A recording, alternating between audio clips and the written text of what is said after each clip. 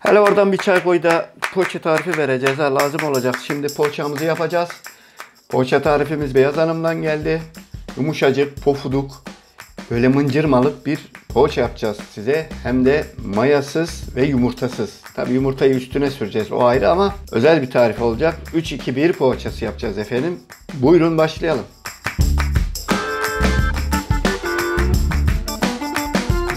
Tarifimiz Beyaz Hanım'dan geldi. Öncelikle Beyaz Hanım'dan malzemeleri bir dinleyelim efendim. Neler varmış? Poğaçamızın özellikleri nelermiş? Merhabalar. Şimdi size bir poğaça tarifi vermek istiyorum. Hatta öyle ki ben yaptığım en kolay poğaça diyebilirim. İçerisinde yumurta yok, maya yok ve kabartma tozuyla olduğu halde yumuşacık olan bir poğaça. Belki duymuşsunuzdur. 3-2-1 poğaçası. 3 kabartma tozu, 2 bardak yoğurt, 1 bardak sıvı yağ, tuz, bir de aldığınca un koyuyoruz. Ve hamuru o kadar kolay yoğruluyor, o kadar kolay şekil alıyor ki yumuşacık oluyor.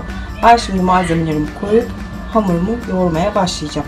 Şimdi malzemeleri kabımıza aldık, yoğurmaya başlıyoruz yavaş yavaş. Beyaz Hanım burada tek başına olduğu için biraz zorluk çekecek. Çünkü bir eliyle çekim yapacak, bir eliyle hamur yoğuracak. Zaten ne yapmanız gerektiğini çok rahat anlayacaksınız görüntülerden. Şimdi de göz kararı 3 bardak kadar un ilave edeceğim. Ondan sonra hamur kıvamını alana kadar, ki yumuşak kıvamlı bir hamur oluyor, yoğurmaya devam edeceğim. Çok güzel yumuşacık bir hamur oluyor. Hamuru yoğurduktan sonra isterseniz bir 10-15 dakika kadar dinlendirebilirsiniz. O zaman çok daha güzel oluyor, ama vaktiniz yoksa dinlendirmenize gerek de yok. Hamurumuzu bekletmekte fayda var. Çünkü kabartma tozu daha çok etkisini göstereceğinden yapacağımız şey, mesela burada poğaça yapacağız. O daha yumuşak, daha bir şişkin, daha bir kabarık olacak. Hamur olmayacak içi. İsterseniz peynirli, ister patatesli, içine ne koyarsa isterseniz koyabilirsiniz. Hatta isterseniz açma gibi içini boş dahi yapabilirsiniz, yuvarlak şekil verip de. Şimdi ben bunu yoğurayım. Bu biraz daha un istiyor. Üzerine un ilave edeyim. Tekrardan kıvam olduğunda size göstereceğim. Şiva da geldiğine göre tarifimize devam edebiliriz. Gel Şivacığım. Ya kızım. Şiva. Evet, Şiva'nın yemek saatine denk geldik. Katır kutur sesler duyarsanız Şiva'dan geliyor bu sesler.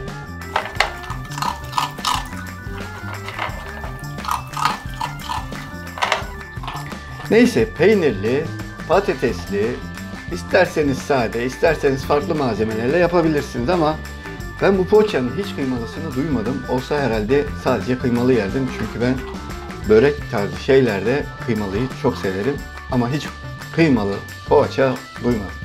Siz duydunuz mu? Şiva yemeğini yerken biz de tarifimize devam edelim, değil mi? Şimdi ona yemek yeme demek olmaz. Vallahi ısırır. Şimdi şöyle bakacak olursak, bu bardakla 4-4,5 bardak kadar un koydum. Ve hamur kendini topladı bile. Ve yaklaşık 2-3 dakika yoğurdum. Hemen, yani o kadar çabuk toplandı. Biraz daha yoğurmaya devam ediyorum. Bakın şöyle bakacak olursak, ele yapışmayan ama yumuşacık kıvamlı bir poğaça hamuru oldu. Şimdi ben bunu biraz daha yoğurup üzerine örteceğim. İçini hazırlayana kadar ben patates haşlamıştım. Dinlensin. Ondan sonra içini koyup önceden bir 5-10 dakika kadar ısıttığım fırına atacağım. Evet, Beyaz Hanım poğaçanın içini hazırlarken ben de çayımı yudumluyorum. O arada da hamurumuz dinlenecek. Üstünü örtüp dinlendireceğiz. Genelde ince bir bezle örtülüyor. Topuk sesleri de yine Şiva'dan geliyor. Dinlendirdim ve ben yapmaya başladım. İçine ben patates haşlamıştım. Patateslerime baharatını kattım. Hatta sabahtan kalan peynirleri de ilave ettim biraz. Ve normal poğaça şekilde yapmaya başlıyorum. Tek elimle çekemediğim için bunları video haline getiremedim. Bu şekilde devam ediyoruz. Evet, burada Şiva var. Orada Beyaz Hanım'ın çocukları var. Tabii ki bunlar engel olamayacağımız, engel olmak istemediğimiz sesler, güzel sesler. Bu arada tek elle çektiği için poğaçanın şekillendirme işi görüntülerde yok. Zaten gerek de yok. Ceviz büyüklüğüne getirdiğimiz hamurları küçük küçük açıyoruz ve içine malzememizi koyuyoruz. Ondan sonra kapatıp kapatma yerleri altta kalacak şekilde tepsimize diziyoruz. Gördüğünüz gibi tepside de pişirme kağıdı var efendim. Yağlı kağıt, pişirme kağıdı, ne derseniz artık. İlk tepsiyi hazırladım. Şöyle. 19 tane çıktı. Daha bu kadar hamurum kaldı. Bununla küçük bir tepsiye devam edeceğim. Bir tane yumurta Kırdım yumurtanın sarısını aldım. Bu şekilde yumurtaların sarısını sürüyorum. Bu arada fırınımı yaptım. 180 o derece arasına ayarladım.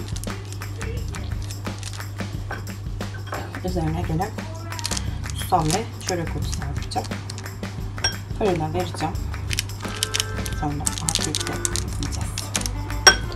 Poğaçalarımızın kızarıklığını veren şey yumurta sarısı. Yumurta sarısını bir kaba koymuş ve onu fırçasıyla bütün poğaçaların üstüne sürüyor. Tabii son süsleme olarak da susam ve çörek otu kullanacağız. Yine zevkinize kalmış bir şey.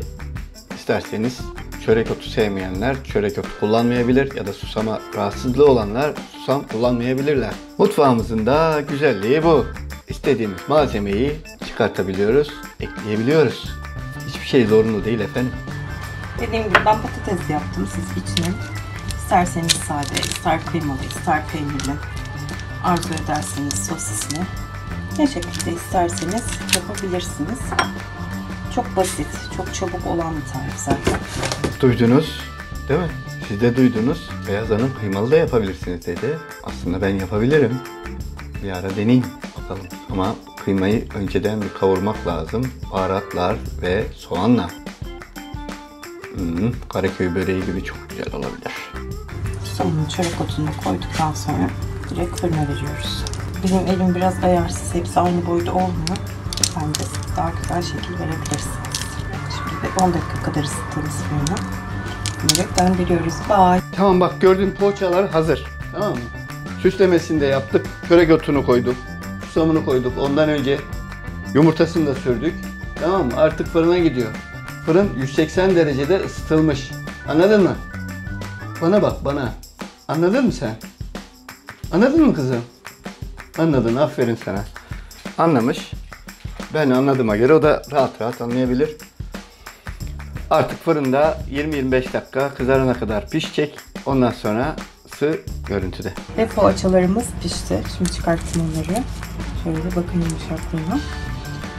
Çok güzel, çok hepsi altı da bu şekilde. Şimdiden hepinize afiyet olsun diyorum. Şöyle yumuşaklıklarını görmeniz için hepsini de eliyorum.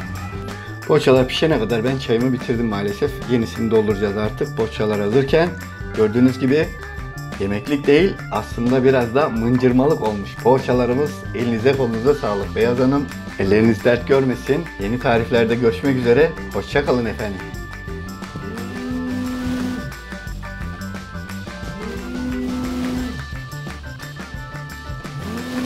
Bitti. Alo? Telefon düşmedi ya şeydeydi. Çekim yapıyorum kayıttaydım.